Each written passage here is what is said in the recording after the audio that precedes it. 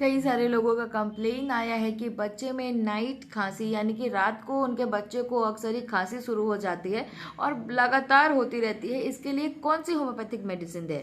सबसे पहले दो चीज़ें देखनी है, एक होती है सूखी खांसी और एक होती है कफ वाली खांसी यानी बलगम के साथ खांसी का होना।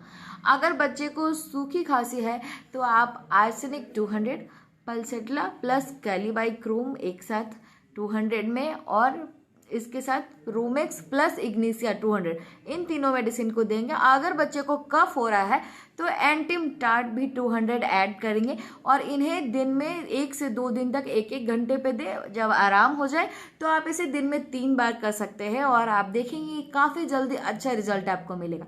Thank you so much.